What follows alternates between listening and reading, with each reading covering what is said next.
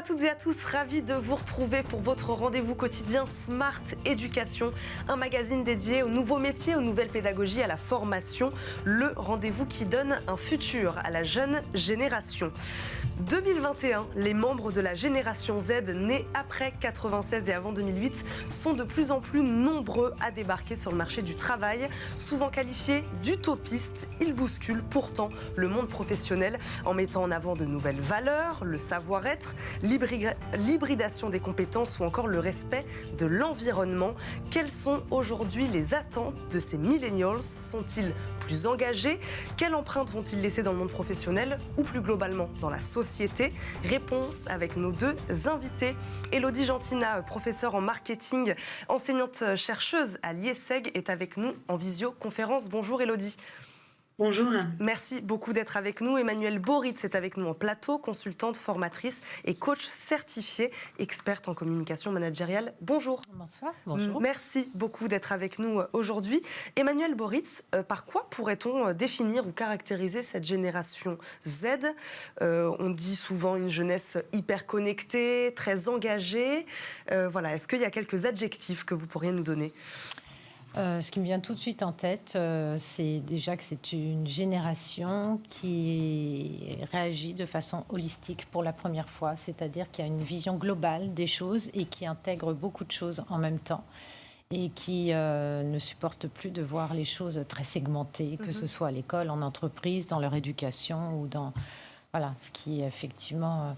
Et puis, s'il y a aussi très rapidement quelque chose qui me vient en tête, c'est que c'est quand même la première fois dans l'histoire de l'humanité que c'est la jeune génération qui apprend aux anciens. Et ça ne s'est jamais produit dans l'histoire de l'humanité. Et ça rebat complètement les cartes, ça change tout. C'est pour ça qu'à chaque fois, on a envie d'aller chercher des solutions dans le passé. Et c'est plus possible maintenant, puisque ça ne s'est jamais produit avant. Élodie Gentina, vous êtes d'accord avec ce constat que fait Emmanuelle Boritz? Et moi, je les qualifie génération première fois pour plusieurs éléments. Première génération numérique, ce sont les digital natives. Première génération post-matérialiste, ils ont une autre relation en fait à la possession. Ce qui est important pour eux, c'est plutôt l'avoir que l'être. Première génération post-moderne, puisqu'on est vraiment dans une société fluide. Ils sont face à une crise de la crédibilité des porteurs d'autorité avec des relations beaucoup plus égalitaires, relationnelles. Première génération père, on pourra en reparler, la relation au bonheur est aussi différente.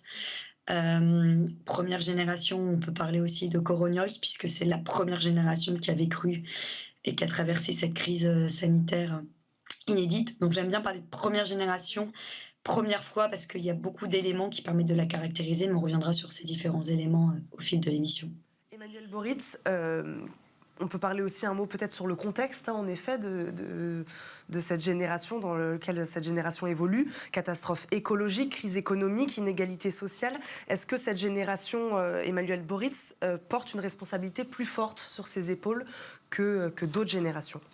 Mais je crois que surtout, elle a compris que son avenir était assez hypothéqué. C'est pour ça qu'elle n'a plus le temps. Mais en même temps, c'est une génération qui est hyper résiliente. On peut le voir à plein de niveaux. Voilà, c'est une génération qui se retrousse les manches. Même si parfois, effectivement, elle se montre assez désabusée, néanmoins pleine de courage. On le voit partout, on le voit dans les entreprises, on le voit, ils remettent beaucoup de choses aussi en question, pas du tout dans le but de défier absolument l'autorité, mais tout simplement parce qu'ils ont compris qu'ils n'avaient pas beaucoup de temps, et puis surtout qu'ils ont compris aussi que la parole des anciens avait été un peu décrédibilisée. Donc voilà, moi en tout cas c'est pour ça que je suis assez admirative de cette génération, elle est hyper résiliente. Élodie Gentina, elle est résiliente et donc elle sait rester optimiste, comme dit Emmanuelle Boritz, sur son avenir malgré tout. Oui, complètement. J'ai mené une étude de par mes recherches sur la génération Z, justement sur l'impact de cette crise, et j'ai écrit plusieurs articles dans The Conversation sur cette thématique-là. En fait, les 18-24 ans, ils ont plutôt ressenti un sentiment de frustration plutôt d'anxiété. En fait, trois adolescents ou jeunes sur 4 disent qu'ils subissent l'avenir. 60% d'entre eux ont envie de véritablement réfléchir sur le sens de leur vie, sur ce qu'ils ont envie de faire. Et quand je parle de sentiment de frustration, parce qu'ils disent, voilà, l'autre génération, ok boomer, J'avais prédit, je vous avais dit qu'il y allait une crise qui allait tomber, qu'il faut faire beaucoup plus attention justement à l'environnement. Et donc, c'est plutôt ce sentiment de frustration et d'engagement qu'ils ont envie de mener. Et donc, cette crise a créé en eux un sentiment d'urgence face à la situation et un sentiment véritablement d'engagement très fort pour toutes les questions liées au social et à l'environnement. Il faut donner du sens, Emmanuel Boritz, donner du sens peut-être donc aussi dans son travail concernant le monde professionnel. Quel lien entretient cette génération Z avec le monde du travail ? Alors, donner du sens, oui, mais ça fait déjà quelques temps qu'on en parle. On en parlait déjà pour la génération Y. Cette génération Z, elle réclame beaucoup, enfin, oui, quand même plus que donner du sens. J'ai envie de dire, ça, c'est la moindre des choses, j'ai envie de dire, pour toutes les générations actuellement. Hein. C'est d'ailleurs ce qui fait les caractéristiques d'une nouvelle génération, c'est qu'elle influence grandement les autres. Hein. Le sens ne concerne pas que les dernières générations. Mais eux, je pense que ce qu'ils veulent en plus, enfin, beaucoup d'études l'ont montré, hein, en plus du sens, c'est d'être impliqué et d'être responsabilisé. Et c'est pour ça que beaucoup l'auront remarqué, ce qui peut être très déconcertant quand on est manager. On a bien compris qu'ils ne passent pas par la case RH pour vous prévenir qu'ils ne reviennent pas le lendemain si effectivement on ne les a pas impliqués. Et impliqués, ça part des choses assez concrètes hein, dans l'entreprise, c'est-à-dire leur demander leur avis, pas pour la forme ou par politesse, hein, c'est vraiment leur demander voilà, comment eux voient les choses, c'est de pactiser des cadres contractuels avec eux, de leur dire ce qu'on attend d'eux, clairement. Ils demandent aussi beaucoup d'authenticité. Et beaucoup de pragmatisme, et aussi qu'on leur demande, et eux, ce qu'ils attendent de nous. Voilà, et ce qui n'est pas pratiqué dans l'école. Moi, je me fais beaucoup de soucis par rapport à l'école, qui éduque encore dans le monde d'hier, et il n'y a pas cette implication et cette responsabilisation. Et le tout dans un environnement de travail fun. Voilà, ce qui n'est pas toujours... Donc Emmanuel Boritz, vous pensez qu'ils vont être amenés donc à rejeter ce type d'organisation non, pas plutôt verticale donc ça c'est clair. De toute manière, cette génération ne fait que précipiter des choses qui étaient dans les clous hein, déjà. Mais la verticalité, oui, qui est quand même propre aussi à la France, quand même une éducation qui est particulièrement verticale. Donc ça, c'est sûr qu'ils la rejettent, mais attention, ils ne rejettent pas spécialement la hiérarchie. Par contre, si elle est verticale et sans écoute et pas bienveillante, oui, ils peuvent la rejeter. Eux, ce qu'ils demandent, c'est beaucoup de feedback et encore une fois, beaucoup d'implication. Voilà. Donc oui, d'aller beaucoup plus vers des modes... le management a beaucoup de mal à évoluer et il faut qu'il évolue vraiment en sens, hein, qu'on aille beaucoup plus sur de l'agilité, de la cohésion et de la bienveillance, des feedbacks réguliers et des responsabilisations de chacun. Élodie Gentina, c'est vrai, comme dit Emmanuel Boritz, ce travail-là avait déjà commencé hein, dans les entreprises. Mais de quelle manière cette génération Z, selon vous, va-t-elle véritablement avoir un impact sur les modes d'organisation des entreprises ?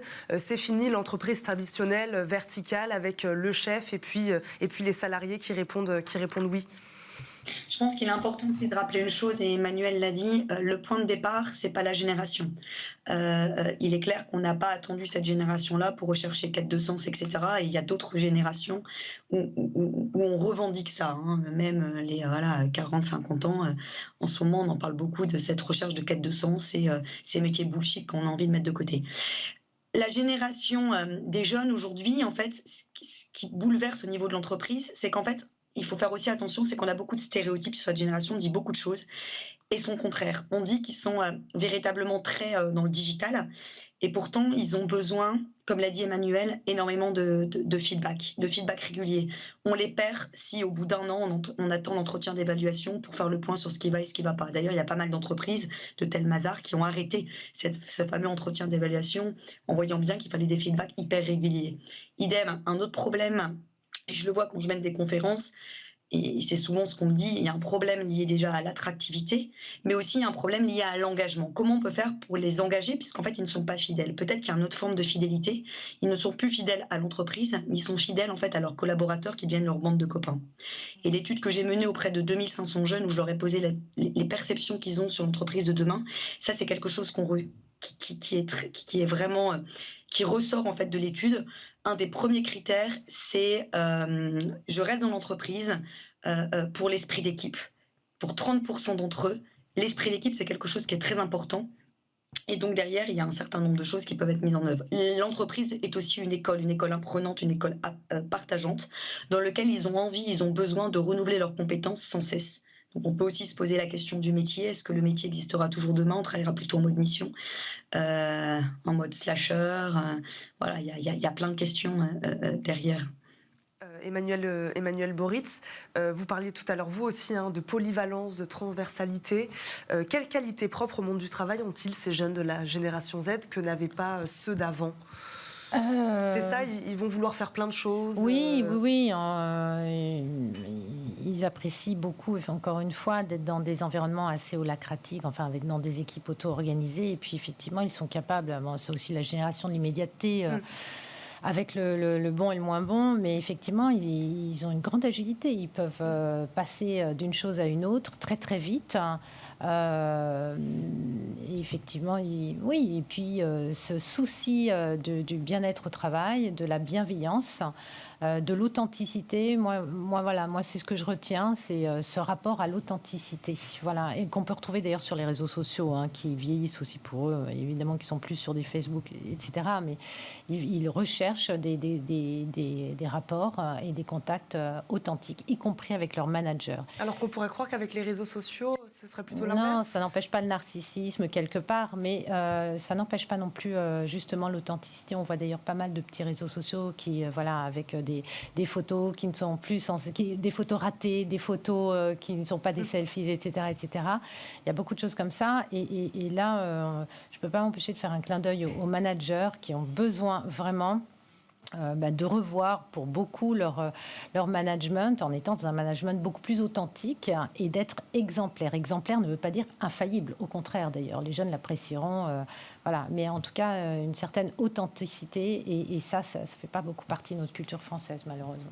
Élodie Gentina, il nous reste quelques secondes, j'avais envie de vous faire réagir sur ce mot authentique, vrai, c'est une génération plus authentique, la génération Z. Oui, c'est vrai. Quand vous avez posé la question sur les réseaux sociaux, on ne crée pas la relation par les réseaux sociaux. Les réseaux sociaux leur permettent en fait de prolonger la relation. On voit le scoutisme remonte en flèche auprès des jeunes. Donc l'authenticité, c'est quelque chose qui leur parle. Ils ont besoin de face-to-face. On est vraiment sur le retour de l'humain, l'humanité. Quand il y a des problèmes de management dans l'entreprise, on sait bien qu'on ne les règle pas en lançant un nouveau outil digital. C'est plutôt par l'humain. Et d'ailleurs, les Z, la génération des jeunes, on voit Facebook, pour eux, c'est has-been. Ils recherchent plutôt des réseaux sociaux micro-communautaires, authentiques. Ils vont plutôt se tourner sur Snapchat, etc., sur des réseaux qu'ils maîtrisent. Ils vont être plutôt dans la relation intime, plutôt sur la qualité de la relation, je dirais, plutôt que sur la quantité des relations. On va s'arrêter là-dessus. Merci beaucoup, Élodie Gentina, d'avoir été avec nous. Je le rappelle, vous êtes enseignante-chercheur à l'IESEG. Merci beaucoup. Emmanuel Boritz, merci à vous aussi. Merci. Également, consultante, formatrice et coach certifiée. Merci à toutes les deux. Bien. C'est déjà la fin de cette émission. Merci à vous de nous avoir suivis. On se retrouve très vite pour un nouveau numéro de Smart Éducation. Très bonne journée à tous sur Bismart et à très vite.